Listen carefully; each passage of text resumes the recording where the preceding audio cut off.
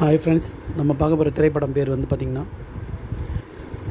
The iron கிளா. இதோட director வந்து பார்த்திங்கன்னா ஷான் டார்கின், ரைட்டர் ஷான் டார்கின்.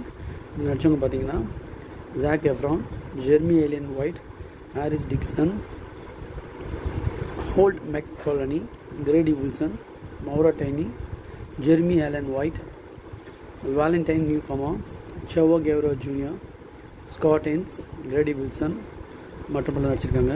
இந்த படத்தோட கதை பார்த்திங்கன்னா 1980s இந்த மல்யுத்த வீரர்களோட வான் எரிக் பிரதர்ஸோட பயோபிக் தான் இந்த படம், பயோகிராஃபி தான். இது ட்ராமா, ஸ்போர்ட், மோட்டிவேட்டிவ் படம் ஜானரில் சொல்லலாம். இந்த படத்தில் முழுக்க ஹீரோவோட இது தான் சொல்லணும். ஜாக் எஃப்ரான் அந்த ஓன் எரிக் பிரதர்ஸோட கெவினாக நடிச்சிருக்காரு. ஜாக் எஃப்ரான் வந்து 17 again, high school musical, hair spray அந்த மாதிரி படத்தில் நடிச்சிருக்காரு. அதில் எப்படி ஒல்லியாக நம்ம பார்த்தோமோ அதுக்கு அப்படியே ஆப்போசிட்டாக எக்ஸசைஸ், பாடி டிரான்ஸ்ஃபார்மேஷன் நல்லா பண்ணி ஒரு ஒரு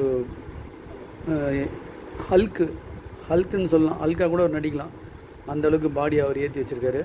ஸோ அவங்க வாழ்க்கையில் நடந்த சோகம், அந்த பிரதர்ஸ்குள்ளே 4 பிரதர்ஸ்குள்ளே நடந்த சோகங்கள், வெற்றி பயணங்கள், எப்படி அவங்க வின் பண்ணாங்க, அவங்க சண்டை போடும்போது எப்படி ஹெல்ப் பண்ணாங்க ஒருத்தருக்கு ஒருத்தர் அப்படின்றது இந்த டைரக்டர் ரொம்ப அழகாக தெளிவாக சொல்லியிருக்காரு. படம் வந்து ஸ்லோவாக போகுது. பார்த்திங்கன்னா சில இடத்துல காமெடி லைட்டாக வருது, சில இடத்துலலாம் ஃபைட் சீன் வந்து இந்த ஜாக் எஃப்ரான் போடுற ஃபைட் சீனு அவங்க ஏர் சைட்லேருந்து அப்படியே பண்ணியிருக்காங்க. ஒரிஜினல் ஃபோட்டோவையும் காட்டுறாங்க. கடைசியில் அந்த ஜாக் எஃப்ரானோட பாடி டிரான்ஸ்ஃபார்மேஷன் தான் இந்த படத்தோட பெரிய ப்ளஸ் பாயிண்ட் சொல்லலாம். படத்தோட கதைன்னு பார்க்கும்போது பார்த்திங்கன்னா ரொம்ப ஸ்லோவாக போகுது. Thank you boys.